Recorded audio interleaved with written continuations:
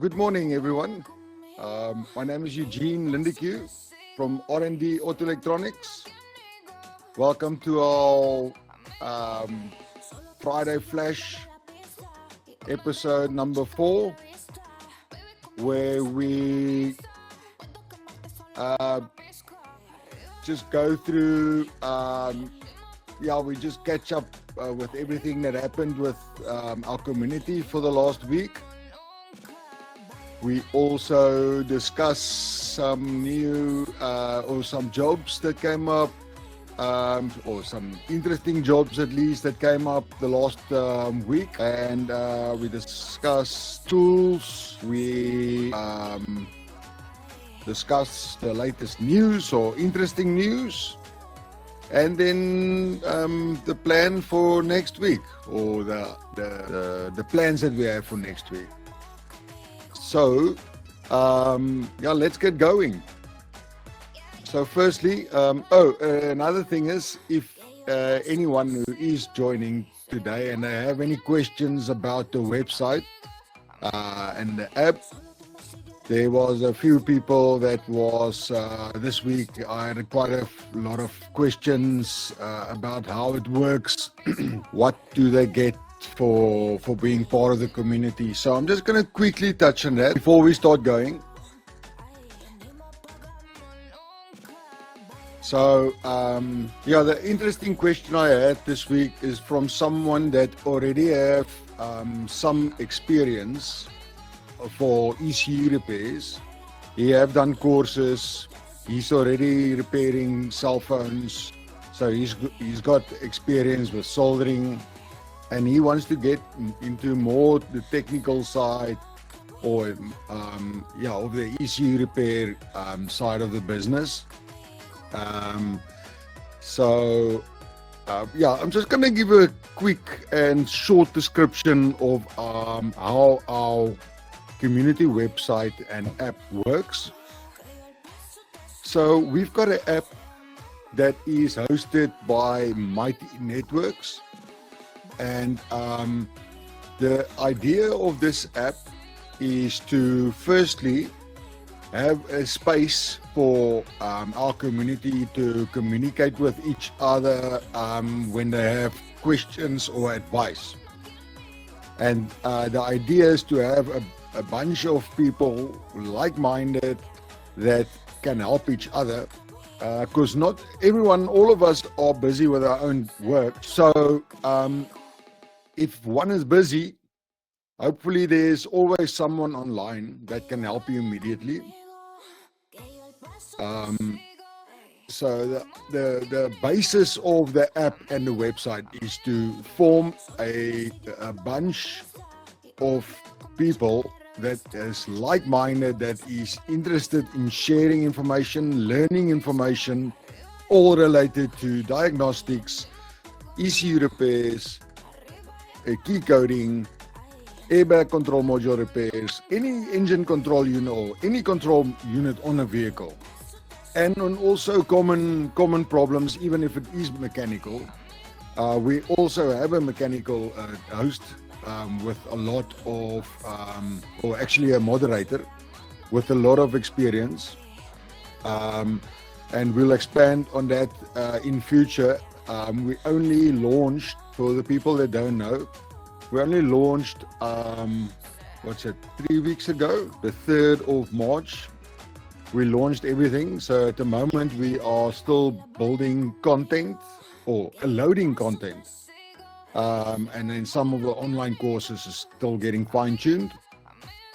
But in a nutshell, so how R&D Auto Electronics work is you join our website and app, and currently it's free for the it's free for everyone to join, and then you have access to the diagnostic space immediately, because that is free for the first 200 members. So how the app and the website is designed is to have different spaces, because not everyone that does diagnostics and need advice on diagnostics is also interested in doing ECU repairs. and airbag repairs and all the rest of it. And not everyone that wants to learn about ECU repairs is interested in doing fault finding on vehicles. So that's why we divided it up in spaces. So the primary and the most popular space is the diagnostic space, because obviously you first always have to find the fault on the vehicle. And then we have the spaces as you access or as you join the website, you're going to have automatic access to diagnostic space, or at least the first 200 people or subscribers. Then we have our subscription spaces. That is divided into key programming space, ECU repair and testing space, instrument clusters, airbag repairs, tuning, ABS control modules, electronic ignitions. So each of those spaces, we concentrate and specifically discuss that topic, and then also the content that we will load is related to that space there now. So you'll see, for instance, in the people that is subscribed will be able to see in the key programming space. The first thing you'll see is the page that explains to you what the space is about. And then we have a feed area, and the feed is just so that you can catch up to all the related news that happened in that space while you were away. And then there's a chat. So the chat area is where you go and ask your question, or share some information or interesting things that happened, or if you then also the next place in that same space, for instance, is events. That's just to see what events is coming up. That's normally if we do an online course together or live like this, and then courses related to that space. Okay, so that is the spaces. Then additionally, you have let me just stop there. So to have access to these spaces in future, we will it's going to be a separate price for each space, depending on what you want to learn and what you want to have access for. And then when you join the space, you will then make there will be package prices for one or two different spaces. And when you join the space, then obviously you have support for that specific topic. If you are on the free version and you are in the diagnostic area, we're going to give you advice and help you with fault finding, and we will actually give you help and advice on issues, but we can't go in depth if you are not registered for or subscribed for that space. So currently what we are doing, we have the free version, and then you have free access to the diagnostic area, and then to have access to the subscription spaces is 1,500 Rand a month, and you I think it's about $40 or $50. And then for that, obviously you have access to the content in those spaces, you have access to the chat, and then all the members that also subscribe. And then there's also support if you get stuck with anything specific, and help you one-on-one or through alternative means of communication like WhatsApp or Zoom call. Lastly, on that topic, then we have a collection of courses around all of these topics that I just mentioned. And these courses are common problems that you find on vehicles. So that's simple. The free option, diagnostic area. Pay 1,500 Rand a month and you have access to all the spaces, or $50 a month, and assistance with all of it. Oh yes, we've got an annual subscription where if you buy an annual subscription, you get a month for free. So that's how that works. I just wanted to quickly explain that. I'm not sure if the person that did ask those questions is online. I did actually send an invitation to him. Well, I'm sure he got the invitation. So that's the topic of how it works. Courses loaded for this week. We added 2 new courses. Okay, once again, sorry about that. We're still working as well. So yeah, for the people that don't know, that's overseas, we based in Cape Town, South Africa.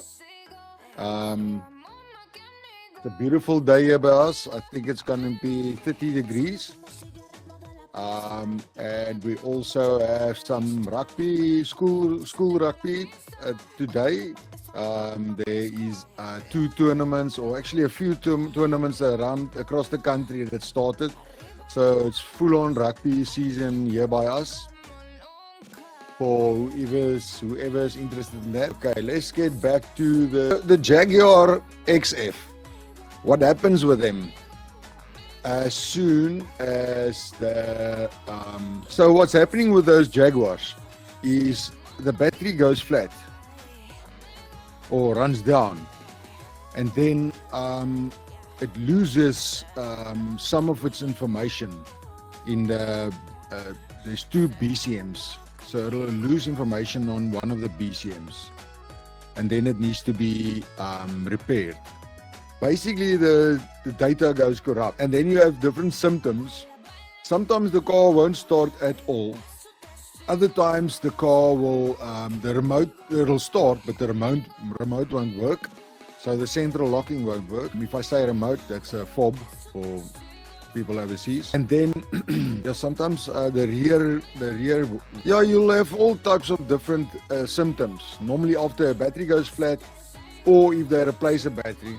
If you have one of those Jaguar XFs and you ever have to replace a battery, please take it to a professional battery center, because they're supposed to put a smart charger on it while they disconnect your battery to prevent this type of thing, because that's a common problem with them.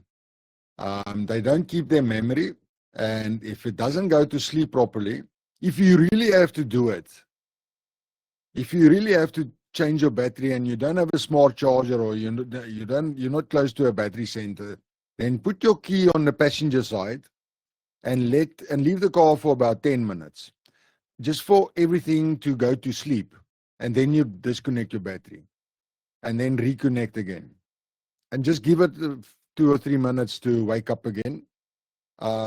So that's your best chance for it not to go corrupt after connecting. Because what happens actually is when you disconnect the battery and there's still taking communication place between the BCM or the 2 BCMs and the KVM system, which is the mobilizer system. That's at least where the mobilizer information is. So when those 3 things and some other control modules, if they're speaking to each other or communicating with each other, and while they're communicating and you disconnect the battery, then some of that communication gets lost, and then the processor don't know how to fill in the lost information, and then it corrupts itself. Then there's certain procedures that you have to do to repair this. In our course, we walk you through that procedure, explain to you what tools you use, and step-by-step instructions. And then, like I said previously, if you cannot complete it on your own, or at least in some cases when someone purchases the course, what will happen is they will first, if they don't have the tools available, they sometimes first have to go through his course to understand exactly what he needs to do. And then as soon as he's got all his tools together and he knows what to do, and he starts the process, that's normally when, or most of the time, when the customer will come back to us for some support, and we'll help him through it until he gets his job done. So that's the first one. Thereafter, you do your own thing. So then you know the process forever, and you can provide this service for your business. You earn a revenue, so it's well worth it to buy these courses if you want to expand your business and your technicals, your business. All right, so that was the second one that we loaded was Reynolds Scenic 2 instrument cluster repair. So that's also a common problem. we have fixed hundreds of these instrument clusters. Right across the world, unfortunately, they are problematic. They have common problems, and we wrote a protocol to repair them and to test them. Did write a protocol, go and get yourself, if you don't know how to do it or you haven't done it before, go and get yourself that course. You pay one time and you can do hundreds of these instrument clusters. You'll make your money back probably within the first job, the first 2 jobs. And the idea is also, if you have a business or you're thinking of starting this, going into this industry, is to make money. I mean, that's why everyone is working. And that's why we have businesses. So this is an investment, not just in yourself, but also in your business. Right, so that's the courses that was loaded. All right, so yeah, I want to welcome, I should have actually done this in the beginning, our new members. We've got about, I think it's 7 new members or 8 new members. We have got 2 of my longtime friends and locksmith suppliers. I asked them to come on the website, and so yeah, welcome to them. So yes, you know who you are. Welcome. Then what we have done during the week, R&D also launched a community on Reddit launch. There is purely just to advise people and get the discussion going on R&D. And if there's anyone that wants more information than just free information and wants immediate assistance. The idea also of R&D is not like on Facebook where you post a question and you wait 2-3 days sometimes to get an answer, and then it's a snotty comment because maybe your question is not up to the standard of the guy that's answering it, or he's sarcastic or something like that. The ideas of the app is to get information and help as soon as possible, because I mean jobs to do and to get it done and get it out. So to get help fast. Right, that's on the admin side, that's it. I don't think there was any new articles. Was there? No, Shibit, we've been so busy with the work that we've done here at the shop. There was not time to write the article. But in any case, news. Now let's get to interesting jobs first. So we still have that Nissan, I haven't mentioned it on this platform yet. I think I made it, what was it? Instagram post about a Nissan Juke that we got in the beginning of this week, which is a head scratcher.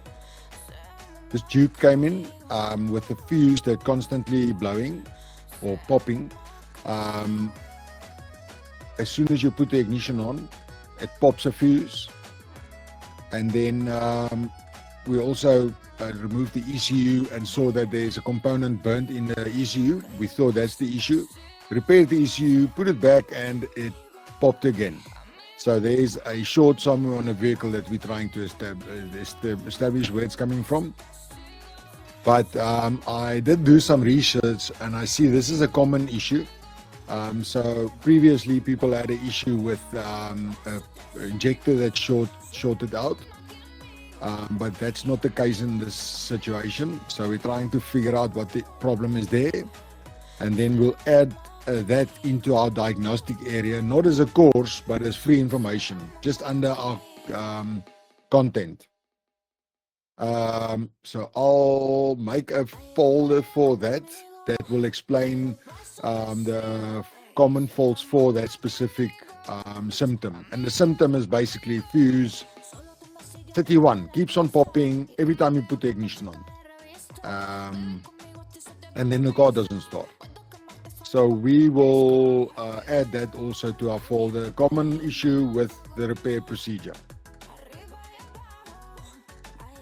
obviously the prepare procedure for the one with the short injector that's shorting out, you replace the injector. That's common sense. Okay, so then another interesting job was blah blah blah blah blah blah blah. Okay, that was a 2013. 2013. Where's the issue? That's gone. Oh, the first time I tested the issue for a Explorer 1200, the Triumph Explorer 1200. There's an issue with that issue not sending an earth to the so the immobilizer was disabled. There's issues switching on. They had communication with the issue. The issue was switching on there by them. So I ran further tests, and there was 2 pins that was not supplying earth when it goes into a partial startup. So how that issue works is it partially starts up, then send to earth to switch on relays to then start up the issue completely, and then so it can complete its procedure for the starter button, then to activate and then start the bike. So that wasn't working. We diagnosed that, and that was an interesting job for me. I always like new challenges. I will have that information on at a later stage. I don't think there will be a repair or online course for that, and the reason is I haven't found those issues to be problematic because those bikes are quite popular, especially in South Africa, and I know in Europe too.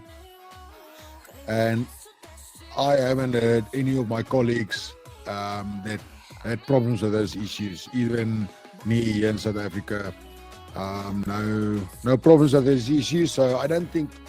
Well, if it becomes more common, maybe we'll look at it. I will make a note and a folder for that, just for in case in future something like that comes up again, and then we can address that if it's necessary. Oh, okay, yes. Then another interesting one was, and for this one we'll have a not an online course, a free course basically, or free content in our key programming space. And this is more for beginners, and this thing can actually confuse you. That is to do a loss key on a Citroen C2 VTR with a Valeo BSI. And the problem with those, if your customer is far away and he can't bring the car to you and he send the BSI, the problem is with those, there is no protocol to write a transponder by EEPROM. So you have to do it on the car, preferably with the remote. You can only pull the PIN code and see the VIN number. The reason is, let me just say this, that's only on about 20% of those BSIs. There's 8 different versions of those BSIs for the Citroen C2. And depending on the version, there's about 20% of them that is the version, I think it's version 2, that you cannot EEPROM a key for. Or at least I don't know of any protocol that can do that version 2. So if anyone knows, please drop a comment for us. So what we ended up doing there, this guy is in a town about 500 kilometers away from us. So he posted his or shipped his BSI to me. And the reason why he did this is his remote key, his original remote key was dead. He did take it to a close by town to get it repaired. They couldn't fix it. Originally when we realized that his BSI, we won't be able to make him a ceramic transponder or ceramic transponder on the bench. We tried to also fix his key because that would have been first prize, just to at least get him to drive the car to us, and then we can make him a remote duplicate key. Yes, and then his key, we tried our best to fix that key, but that was not repairable. Asked the customer if he knows the mechanic. So he gave me a mechanic. I found the guy very friendly. I think it's Kali or Saki or whatever. I asked him if he has a diagnostic tool, because most mechanics these days do have diagnostic tool, and he's got a Snap-on Ethos Edge. So I quickly did some research to see if that edge can program a transponder key. So I told him, look, you can, oh yes, I confirmed that it can. I told him, look, you can program the key for us if we send it. And he said, no, he can't. He's 100% sure he can't. So I asked him if he ever tried. He said, no, he's not into key coding, key programming, he doesn't do that. So I told him, but your machine is capable of doing that, so why don't you do this and learn at the same time? I'll talk you through it. So the idea now is to, I already pulled the pin code from that BSI. I cut a transponder key that can just house the transponder, and then I prepared a transponder for him, put it in the new key. So that's on his way back to assemble the stuff, or assemble the car, plug the BSI back, take the car to the mechanic, and then they'll phone me or contact me, and then I'll talk him through the programming procedure. So that's the solution there, and that was an interesting job that I thought I'll mention. And then lastly, yeah, that's it. So for news, the only big news that I saw this week, which was interesting, is the BYD Shark 6 that's launched in South Africa. In Australia, they call it a ute. This ute, or bakkie, has been launched in Australia for a while now, I think almost a year. It's a very interesting vehicle, and I'm interested to keep an eye on what it's going to do in the South African market. So let me give you some of the specs of this thing, BYD Shark 6. So hybrid truck. Stands out in the automotive market for several reasons. It's an innovative hybrid powertrain. The Shark 6 combines a 1.5 litre turbocharged petrol engine with dual electric motors. So there's two versions. I wonder which one is coming to South Africa. I'll look into that and let you know. The review I saw was from a guy in Australia, and he had 4 electric motors on each wheel. Let me just finish reading it. Dual electric motors deliver combined output of 321 kilowatts and 650 newton meters of torque. So this thing is powerful. This setup allows the vehicle to accelerate from 0 to 100 in 5.7 seconds for a bakkie, for a ute. This is going to be the fastest bakkie in South Africa, probably anywhere in the world, standard. This was the most impressive thing that I saw. To the 29 kilowatt an hour battery, and it's got a driving range of 80 to 100 kilometers. So that's perfect for daily commutes.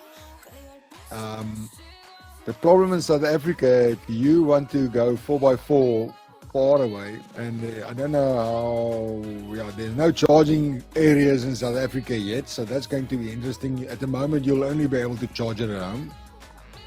But for commuting in town, or if you work less than, I'll say, 60 kilometers from home, this thing is perfect. And then on weekends, obviously you have the engine, electric motor all the time. That only kicks in when you need that power. So you can drive on the engine alone. DC charging up to 65 kilowatts, enabling charge from 25 to 80% in about a half an hour. That is amazing. It's charging from 25 to 80% in half an hour. This feature enhances the convenience for the user needing a quick charge. And then, let's talk about the interior. You can go and check that out. I'm not going to read that.